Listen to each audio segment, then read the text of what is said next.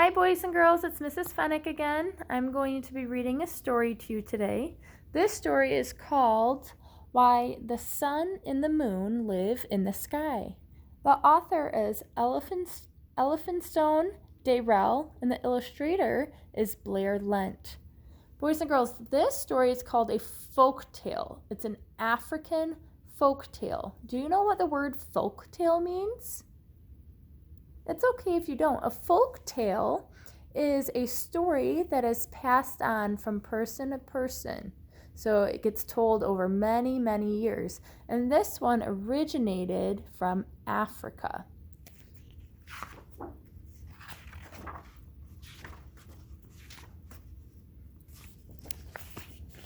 Many years ago, the sun and the water were great friends and both lived on the earth together.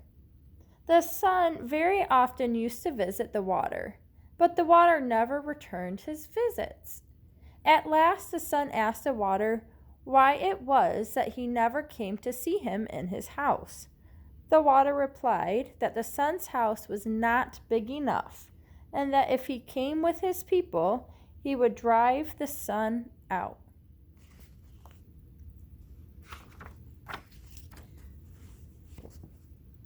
The water then said, "If you wish me to visit you, you must build a very large house. But I warn you that it will have to be very large place as my people are very numerous and take up a lot of room." Look at these pictures. These are interesting. They kind of look like people, but what are on their faces? Yeah, they're wearing masks.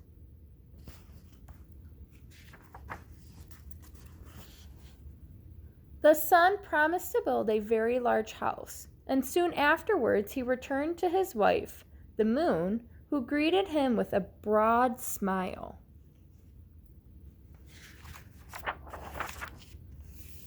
The sun told the moon what he had promised the water, and the next day began building a large house in which to entertain his friend. Ooh, let's take a look and see what are they building their house out of. I wonder if they are sticks or maybe pieces of bamboo. I wonder.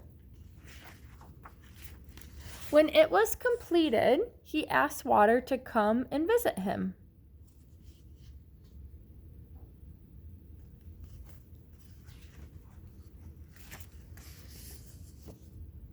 When the water arrived, one of his people called out to the sun and asked him whether it would be safe for the water to enter, and the sun answered, "Yes, tell my friend to come in." Wow, they must have worked really hard on that house. What do you think the top of that's made out of? It looks like straw.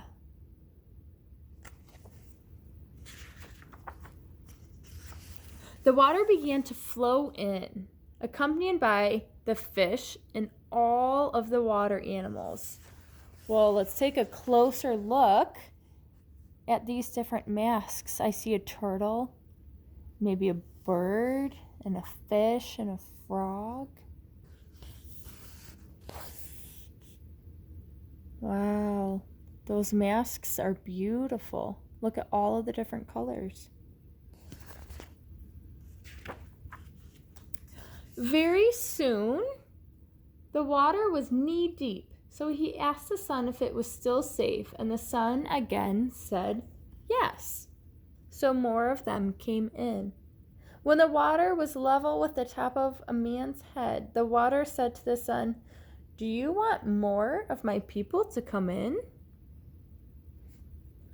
What do you think? Is there still room for more water? I don't know. I wonder what do you think is going to happen next? That's a great prediction. Let's find out. And the sun and the moon both answered yes, not knowing any better. So the water's people flowed on until the sun and the moon had to perch themselves on top of the roof. So why did the sun and the moon have to go on top of the roof? You're right, because the water filled up the whole house. There was no more room, so they had to go to the top of the roof. Again, the water addressed the sun. He received the same answer, so more of his people rushed in. Ooh, look at this animal. What is this one's name? Yeah, crocodile or an alligator. The water very soon overflowed the top of the roof, and the sun and the moon were forced to go up into the sky, where they have remained ever since.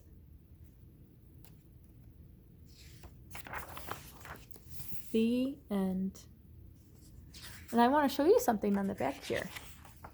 It has a special note, and it says, the story of how the sun and the moon came to live in the sky is told here as it might have been, with African tribesmen dressed to represent the elements and creatures of the sea.